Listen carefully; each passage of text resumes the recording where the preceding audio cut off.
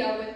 Today we're here not just to explore the flavors of food, but also the flavors of freedom. I'm your host, Kavya Tulsian, and today we're delving into the world of Anarchist school of economic thought, not just a political philosophy, but also a way of life. So grab your aprons, throw away your recipe books, and let's cook up some anarchist thoughts. Now I would like to call upon Pratik and Mansi, my sous chefs, to talk about the historical evolution and anarchism. Anarchism as a school of thought promotes a society without rulers and hierarchies. It's all about mutual aid, cooperation and individual autonomy. Most of the anarchists are anti-capitalist and anti-authoritarian, and most often anarchism is referred to as a way of stateless economy. The role of anarchist economics lies in the 19th century critiques of capitalism. Proudhon challenged private property and proposed mutualism, where exchange would be based on labor rather than profit. Today, anarchist economics continues to inspire experiments in participatory budgeting, cooperative workplaces, and alternative currencies. For this guided creation, we need 2 cups of individualist anarchist flour, 1 cup of mutualist sugar, 3 anarchist eggs, 1 cup of collectivist milk, and 1 teaspoon of anarcho-communist vanilla extract, 1 cup of unconventional butter, and 1 cup of socio-anarchist chocolate, and 1.5 teaspoon of baking revolution powder. Along with it, a pinch of anarchist capitalist salt. Now my sous chefs Sankalp and Riya will be talking about the ingredients.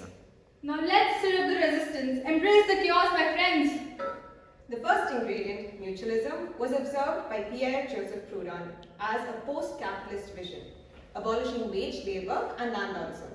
It proposed the establishment of mutual banks, credit associations, and cooperative bodies without hierarchy, fostering a market of worker-owned enterprises and allowing workers to retain or trade the goods they produce. The next ingredient, collectivism, represents a swift departure from capitalism, emphasizing immediate social ownership of all goods and services produced by the community's labor force. In contrast to mutualism, collectivism supports remuneration for labor in kind or currency, aiming to transition towards a total communist economy. The third ingredient, communist anarchism, calls for eliminating property ownership, promoting collective ownership, and needs-based distribution of resources.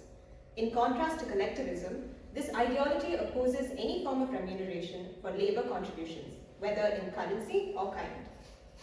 The fourth ingredient, individualism, emphasizes personal autonomy, self-ownership, and the rejection of external authority, including the states. Individualist anarchists prioritize individual freedom, voluntary cooperation, and in some cases, support for private property in free markets.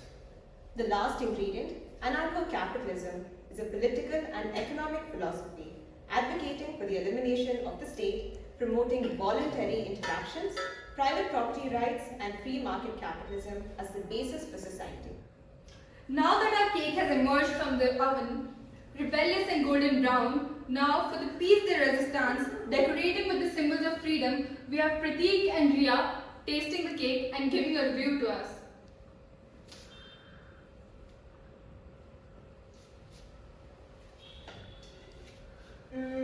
From a Marxist point of view, the problem with this dish, anarchism, is that it focuses on high ideals without figuring out practical ways to achieve them. Anarchism emphasizes spontaneity, voluntary association, and individuality, which hampers the formation of effective mass movements. Also, there are other problems with anarchism, such as lower productivity, economic slowdowns, and difficulties in managing resources, especially in larger nations. From a capitalist point of view, the most prevalent criticism is that humans cannot rule themselves. Another popular criticism is that it suits in a world of isolation, which only small enough entities can self-govern. This is why anarchism is considered to be fundamentally unstable and cannot be applied in the real life. I would like to defend the anarchist school of economic thought. I believe Marxist models of socialism often involve centralized planning and state control over the means of production. We, the anarchists who advocate for a stateless society, criticize this as inherently authoritarian and believe that such centralization can lead to concentration of wealth and power. Moreover, I feel there is a problem with capital and labor under capitalism. The wage labor system inherently exploits workers by extracting surplus value from their labor, as capitalists profit from the difference between the value of labor and the value of goods or services produced. In addition to that, anarchists look closely at relying on markets and worry about how it can make things unequal and harmful in the society. They also point out problems with financial speculations in capitalism, saying it can lead to economic crisis. They argue that going after quick profits and speculation can cause downturns, hitting the working class harder and making social differences worse. This shows that the possible bad effects of market-based systems on both the economy and society.